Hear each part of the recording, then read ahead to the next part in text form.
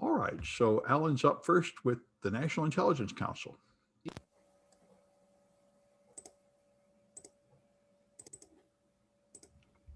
And then again, maybe not. Now Okay. I hear nothing. Can you hear me now? Yeah, now I hear you. Okay, go ahead. Apologies for that. Yeah. So my first story is a publication from the National Intelligence Council, which is an intelligence advisory council that does not have any powers to create policy or execute any actions, but which advises the US president every 4 years and produces a medium to long-term report that looks at what the world can expect to see in the next 20 years. And so they produced Global Trends 2040, subtitled A More Contested World. And this has been reported to the Biden administration. And it's not good. This report has looked at the effect of COVID on the world economy, on societies, also looked at the global warming, looked at trends in technology and in governance, and the conclusions are far from rosy. So essentially, the American intelligence community has concluded that we're in for a rough ride, and that 20 years from now, things will not be better, and that between environmental degradation and rising authoritarian governments, and so on and so forth, the US is going to be in a more precarious position, not just for internal reasons, but external reasons too. So it's a very light read.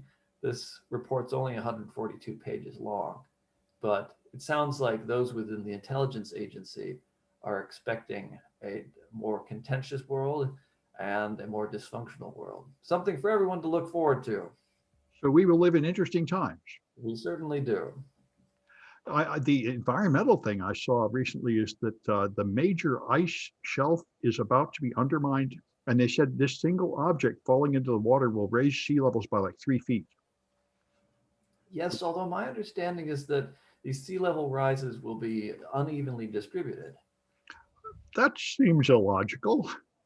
Well, it has to do with gravity, and it has to do with what is it? I can't remember. I'm Yeah. no good at this climatology thing and hydrology, but my understanding is that thanks to gravity, sea level rises are not consistent worldwide. Wow. So there will be areas that are worse affected and other areas that are less affected. Yeah. Well, I think definitely the environmental changes are going to dominate the economy and employment and everything over the next century. Yeah, well, it's too late to do anything about it now. Well, no, it's too late to Too prevent late it. to stop it, I should say. Yeah, it's too late to prevent it, but there'll be a whole technological boom in correcting it. Carbon fixation and such. Yes. Yeah.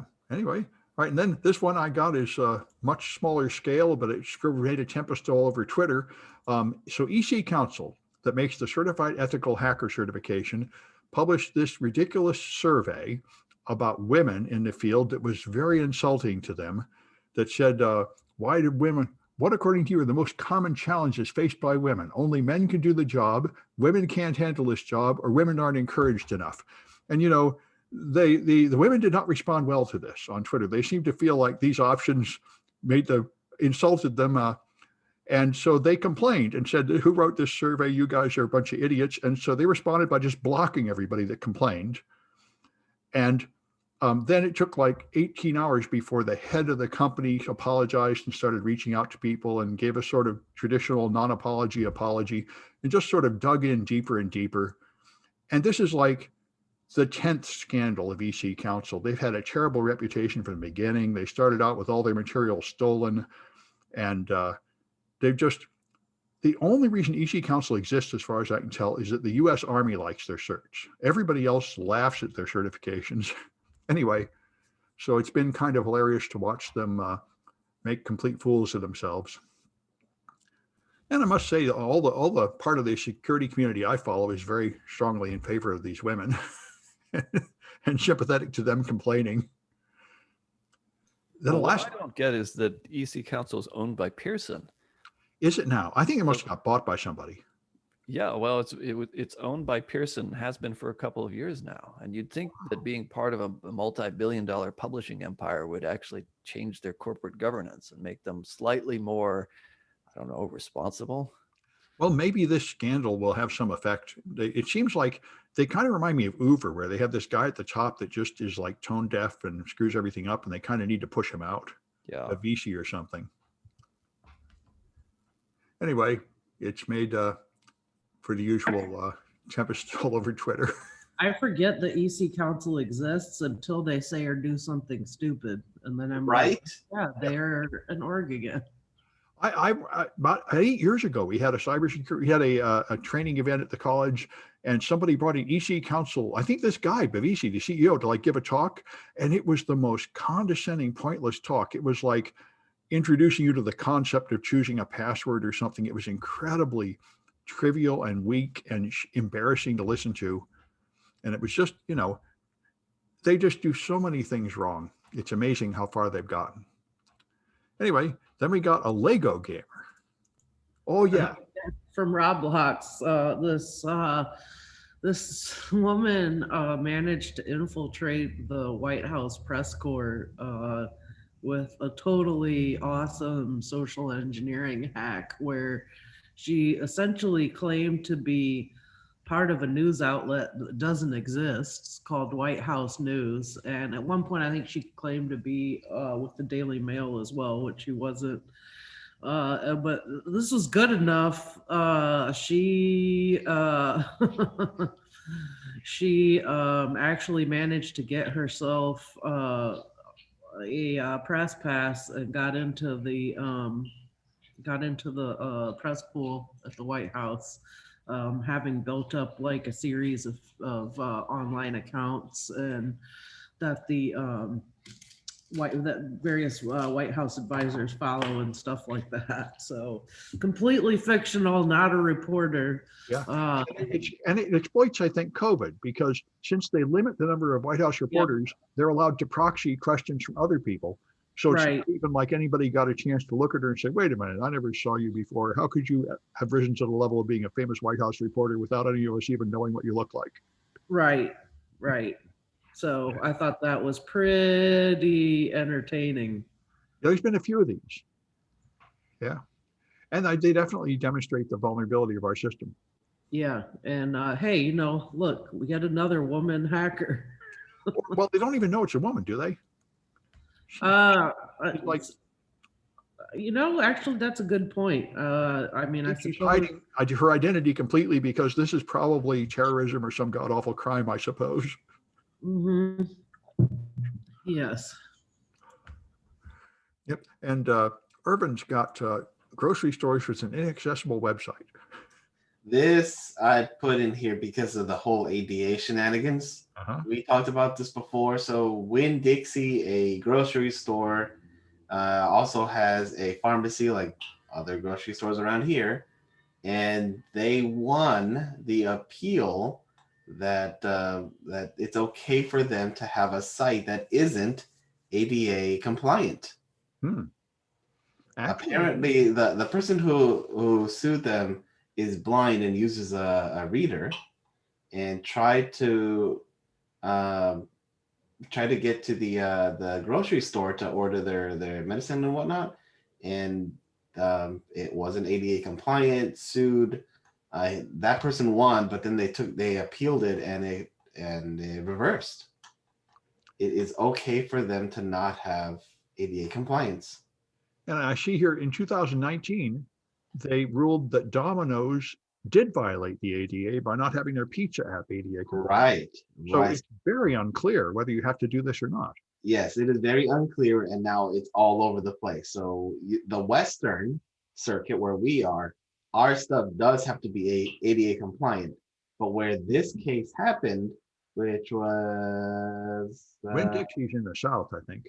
Yeah, I think in the American South, they can have stuff that isn't ADA compliant. So it's all over the place.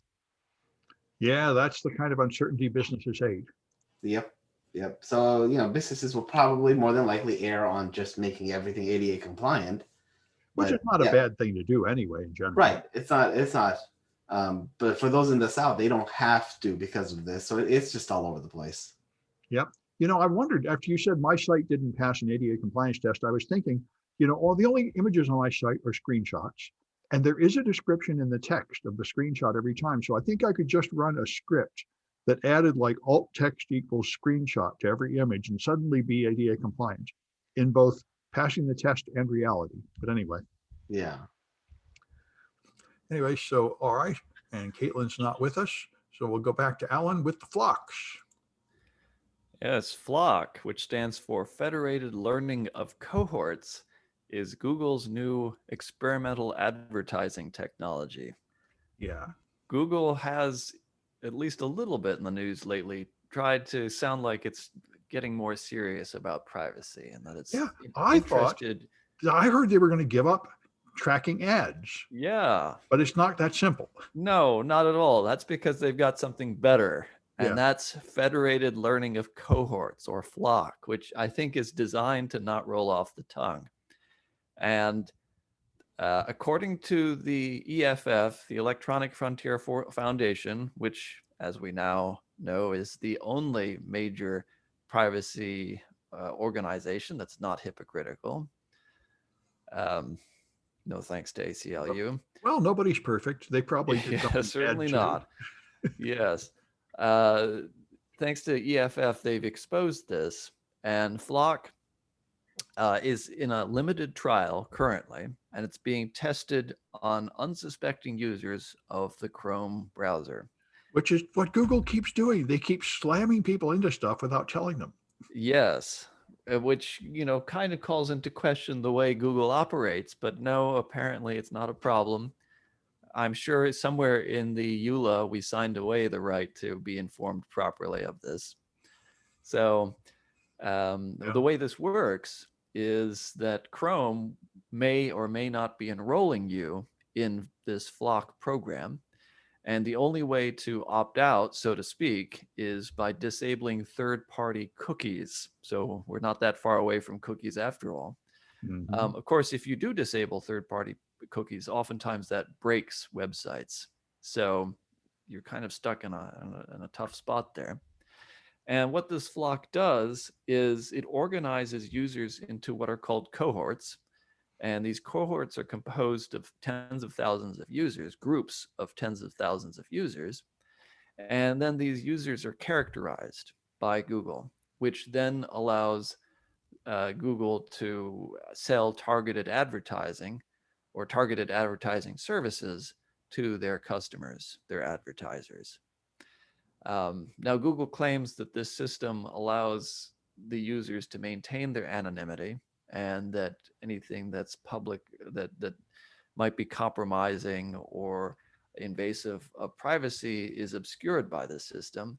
But the reality is, thanks to data mining technologies on the part of Google and others, it probably wouldn't be that hard to find out at least sensitive information about users, even if it doesn't result in being able to associate a name with a FLoC identity, and every FLoC participant gets their own number.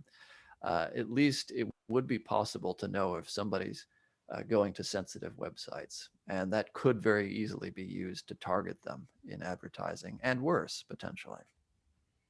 Yeah, well, it still sounds to me like it might be a step away from the current ad targeting system, which is probably better for privacy. That's true. It may not be any worse than what we have already, but then again, what would be worse? So it may be an improvement, but we're far from moving away from this model of invasive capital surveillance. So yeah. Now, if you want the alternative, you got the BBC television, where people paid for subscribe, and then when the husband of the Queen died, they canceled all programming for like a day or two to have nothing but memorials to him, and absolutely flooded their website with complaints from everybody that said, "Why did you cancel everything to just talk about this guy all day?" So that's what you get if you pay for it instead of having ads. Yeah. Anyway, All right. And this one I was very interested in. This is basically the latest iteration of Stuxnet. So as we know, Trump pulled out of the Iranian nuclear deal. So the Iranians started spinning up weapons grade plutonium. And so the Israelis find that intolerable. So they sabotaged it, and they're very clear about it. And they've killed some people. The Israelis have just continued a low-level war against Iran right along, destroying their nuclear facilities with targeted assassination and sabotage. And so they sabotaged their electric power to make the centrifuges go down. And, it's interesting to watch. And the United States is very much sucked into this because we're very close allies with Israel. In all but name, there's a certain low-level war between Israel and Iran, and it is what underlies all our Iranian diplomacy. This one was apparently not done with a cyber attack, as far as anybody can tell, but they described it as an act of nuclear terrorism, which is, I guess you could look at it that way, but what they did was turn off the power for the nuclear isotope separators, which is perhaps not well described as nuclear terrorism. But anyway, it's interesting and important to watch. And we're going to see where it goes. And Liz has got this guy that wants to blow up AWS. Yeah, this guy wanted to kill 70% of the internet by bombing AWS, bombing the AWS data center. And luckily, they got him ahead of time, because I did not realize this, but there is a website called My Militia where you can have, it's like Reddit for militia members, where you can post and discuss your plans to overthrow the government. Which, is it run by the FBI? I would think so. I mean, it's pretty handy for. I think it'd be pretty handy for federal law enforcement, and in this case, it was. He put his plot to bomb the AWS web center up on the website. So, that didn't work out too well for his covert ops to take a bunch of C4 and blow up the AWS data center in Virginia. So. Yeah. And his plan was to take out servers. His stated plan was to take out servers that were used by all the 3-letter agencies. So I'm sure that didn't attract any extra attention. Man, well, it's good that they caught him, I guess. Right, so he essentially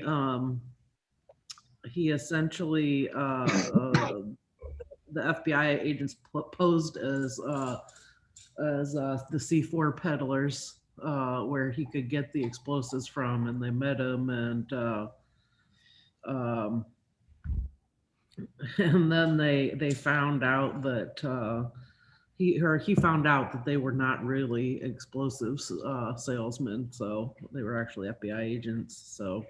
Yeah. But one thing I thought that was interesting was that when they raided his house, they found all kinds of bad stuff. But one of the things that they found was flashcards, so that he could prepare, he could study and prepare for his attack.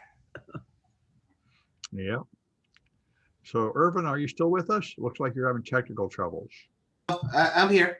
Okay, good. So we're up to a day in the life in your data.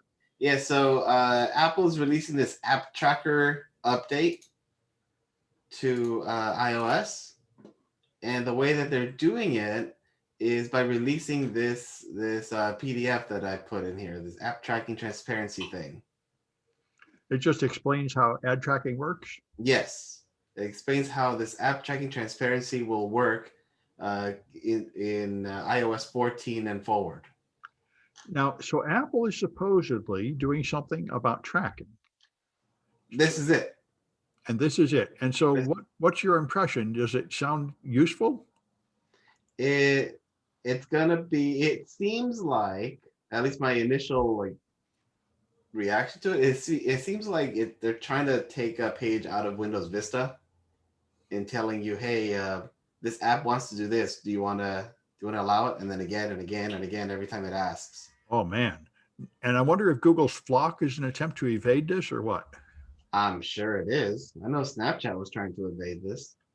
Yeah, I mean, because Apple doesn't need to invade your privacy, and therefore it's to their advantage to cripple everybody else by blocking the tracking. Right. Right. So Yeah, yeah, so- we may be getting a whole lot more notices from iOS in the next coming updates. Okay, well, we'll see how it goes. And Alan's got ARM 9. ARM version 9. ARM has released its first new instruction set architecture since 2011 and V8. And so they've announced version 9 of their instruction set architecture, or ISA. And this is a very big deal because this is going to determine how a lot of the newest generation of microprocessors out in the world will run, essentially.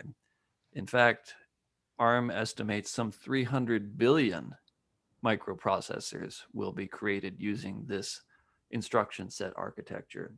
So this, in a way, is going to change at a very low level how hardware works globally for decades to come.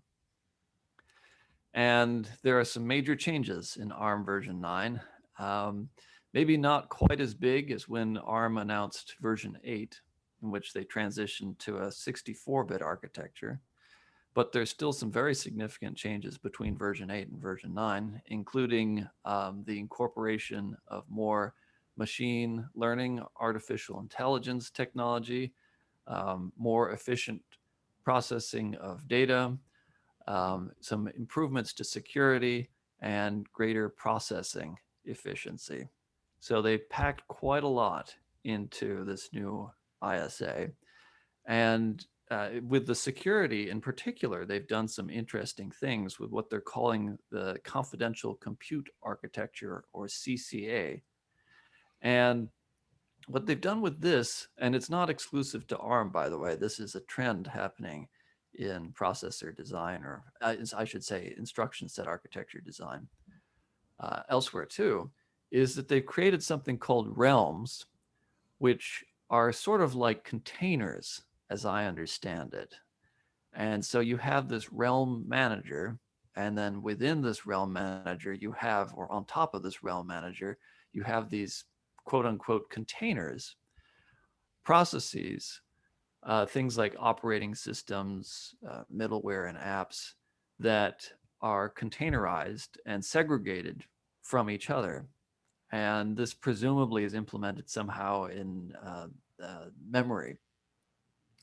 And this will make this ISA by default much more secure, because it makes it much harder, if not theoretically possible, for say these segregated realms to interact with each other. So this is going to have tremendous implications. It's going to change not only the security of code that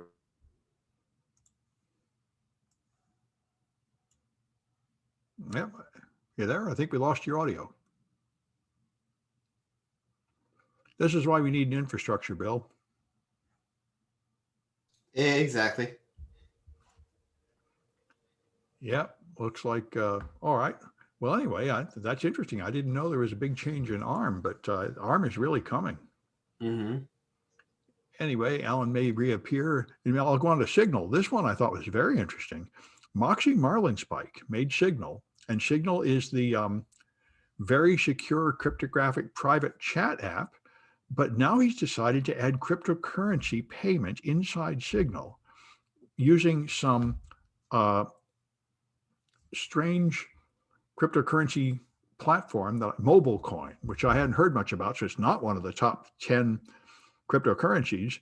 And I tend to agree with Bruce Schneier that this is a terrible idea. I mean, private messages are already a big problem legally. And if you send money through them, suddenly you're hitting know your customer laws and anti-terrorism statutes and banking statutes you greatly make it much more difficult legally to run your thing.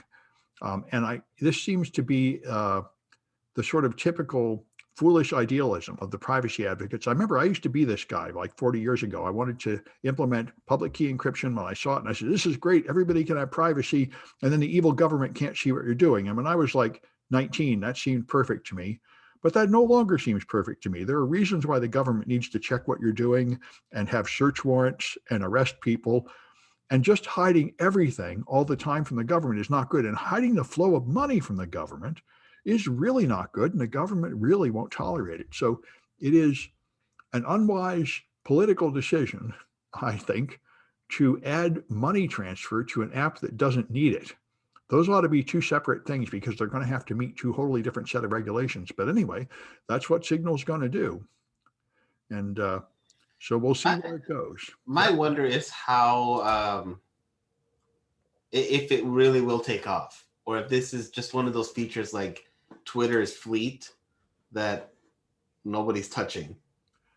Well, the people that want it are, of course, criminals.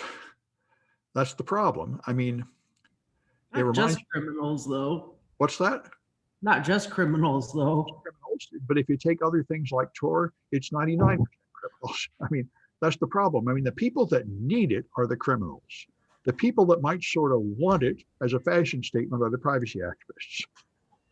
And, so your first flood of customers is going to be the worst criminals on earth that really need to move money in secrecy.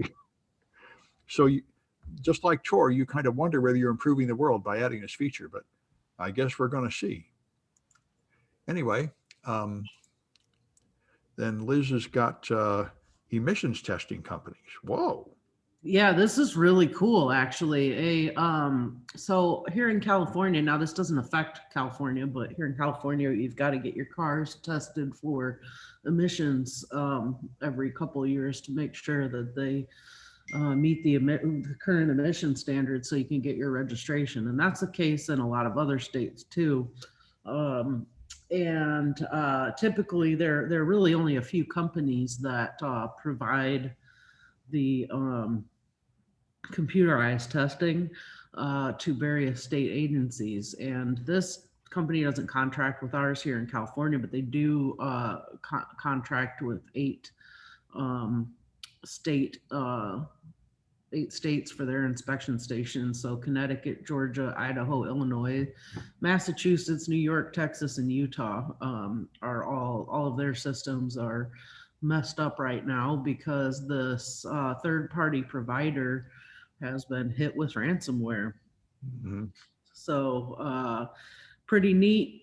They're pretty much got shut down at least for the better part of a week on running the inspections for these stickers, which can really throw off a lot of things.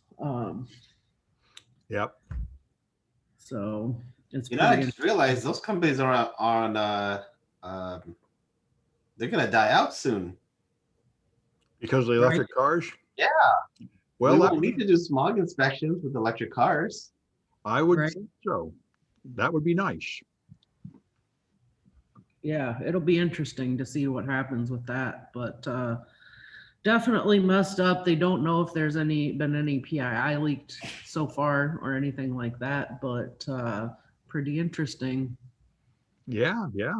I mean, the things I need to get in the next couple of years is an M1 and probably an electric car, but I'm waiting to see if Biden puts out the charging stations everywhere. Because if he doesn't, the only electric car worth getting is a Tesla, because Tesla has their proprietary charging stations. And if you don't get the right brand, you can't make a long trip. Right. Stop every few hundred miles and wait overnight to charge it. And I was thinking about this last night, actually, like what happens when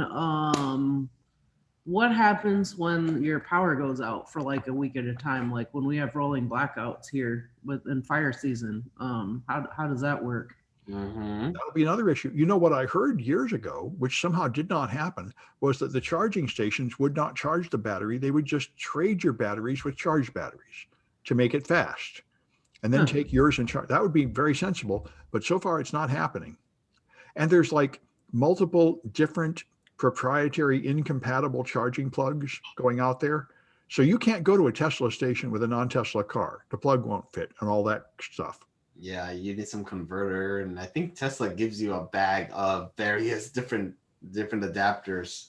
Wow. It's nuts. Yeah, there's no standardization right now, and we're definitely gonna need it. Just like the gas pump, it's standardized everywhere. Yep. And this is why I hope Biden gets his infrastructure bill through, which would address this problem along with many others. And there are people saying, why bother building charging stations from the government? Tesla's taking care of it. The private sector's taking care of it. And I'm like, I don't think so. Yeah, no. Anyway, hopefully he'll get that thing through. And so, Irvin, you got the patch, sir. I found this tool. So I resurrected a 2012 MacBook that I have. Oh. And I wanted to bring it up to speed, up to Big Sur, have it running Catalina. And using this, it actually worked. Because the Big Sur is not supposed to run on that box anymore. But using this, it did work. I was very surprised. Does it give you all the features of Sur? I guess it couldn't, right? It does. I can do anything. I can do anything. And is it fast enough? It's so far so good. So why doesn't Apple let you put Sur on it? Oh no. I would assume there'd be some good reason. Maybe they just deliberately obsolete the old hardware to make you buy new hardware. I mean, that makes total sense. Yeah. Well, I'm horrified and shocked. Right. I thought they were like altruistic and stuff. Nah. I have students who talk to me about this, and I usually say, don't bother updating. I mean, don't put new wine in old bottles. Just keep running the old version of Mac. It'll probably be fine. Yeah. I like, well, this Mac is just off on the side. So I'm like, yeah, let's experiment. Let's see what happens. The worst thing that happens is it doesn't work, and then I can just revert back. Yeah, that's probably true. I avoid Mac upgrades as much as possible because they really break everything. But, eventually I'm forced to do them. All right. Well, I think that's it. And we'll be back on Friday.